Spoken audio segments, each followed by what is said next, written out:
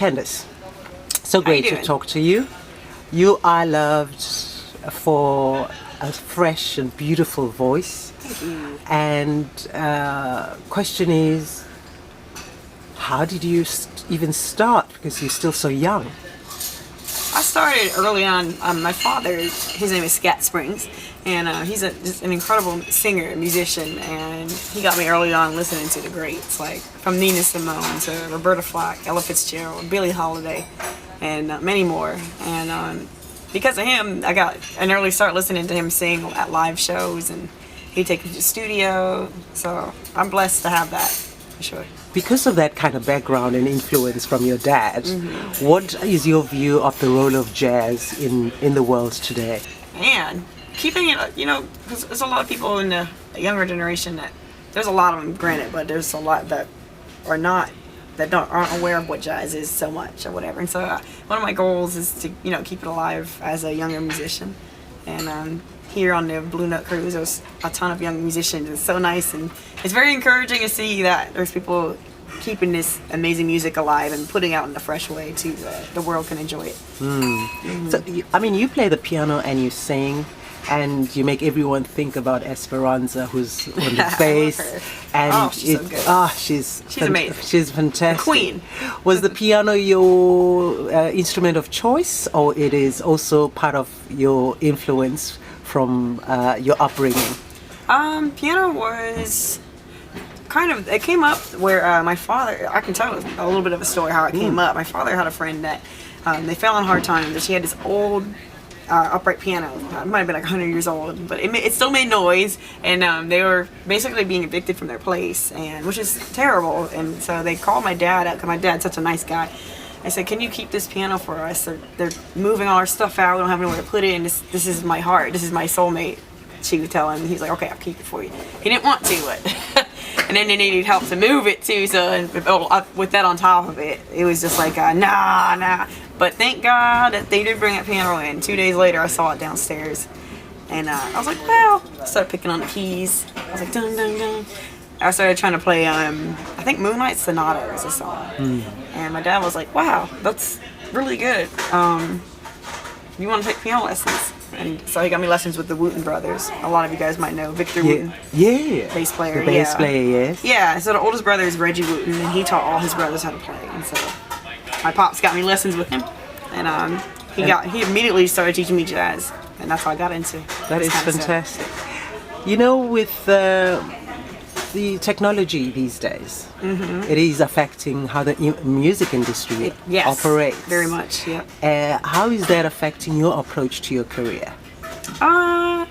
You know what? Well, I have to give it up to Prince on this one, and my father too, and just my natural instinct, because I love jazz, and you can mix it up with some of the new stuff and the tech stuff you can add, which is really dope. I wish I could do that, so I could do it in the studio. But there's something about going into a studio or just on a show playing a organic instrument, like a stringed instrument or whatever, without all the little sound I can't even describe but you know what I mean. Yes, I do. Like playing a wind instrument, like let's hearing real instruments being played. And Prince got on my case for that, because there was one point in my life where it was kind of, I was experimenting with different sounds, or kind of covering up my voice and my tone.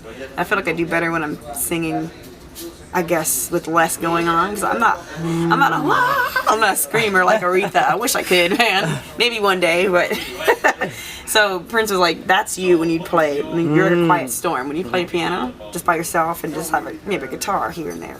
That's where you reach, I think, the most.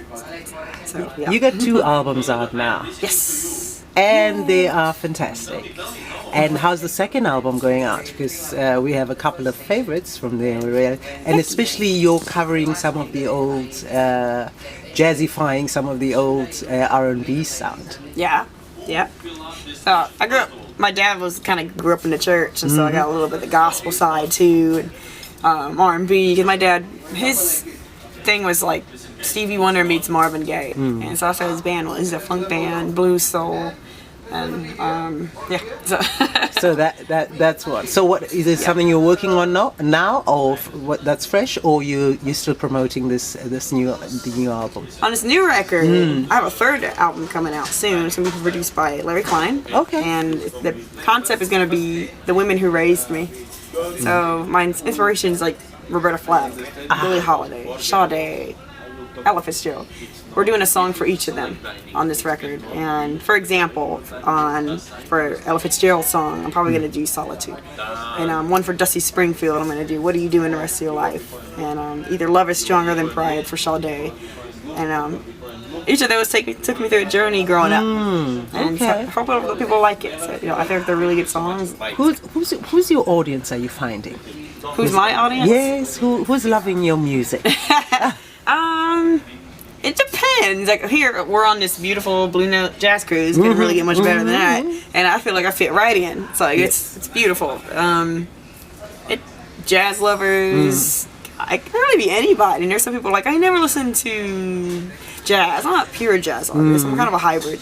But they're like, but the way you present your music, I enjoy listening to it. Yeah, okay. For example, who does that really well, it's a little more new school on their first record, especially. Is Noah Jones did a really good job on it. And there's Robert Glasper is doing that too. I love that. I love what he does.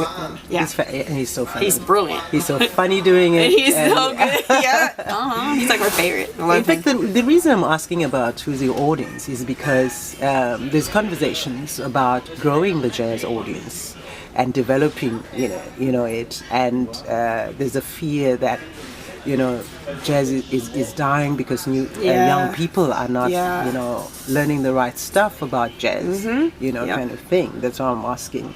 I mean, for you to even love and be influenced by jazz and play jazz, but in your own style, which is appealing to young people, is that something that is a deliberate thing, or this is just Kandace being Kandace? Yeah, it's kind of being me, myself, sort of. I mean, one of the very first songs I ever learned was like The Nearness of You. That was like that jazz standard, like I think Hoagie Carmichael. Yeah. And I'll Never Be the Same. And some Duke Ellington came along later, and I was like 15, 16, 17, playing all this stuff. And now I'm finally get to record it and let the world hear it. I like. Even when I'm at home, like my friends, my age range, they're like listening to new hip hop stuff and rock or whatever, and then they're like, "What is this? Oh, I like that." I was like, "Yeah, you need to listen to some Ella Fitzgerald. She's legit." Nina Simone, right Great there. Stuff. Yeah, throw it at them, let them hear, and then they're like, "Wow," and they appreciate it. And they're like, I was like, back then they didn't have all the technology to redub their voice really like that, so they're actually singing that. Is your schedule quite busy now? With it is. It's filling up little by little. We've been adding more stuff as we go. Because we want to see you in South Africa. That's why. Oh my God! I would love to. I've never been there, so maybe I'll get the opportunity to come see you guys. You're fantastic. You're beautiful. We love you, and we certainly wish you all the best. Thank you. Thank you. I really appreciate you taking the time to do this with me. So. Thank you so much. Peace out. Bye.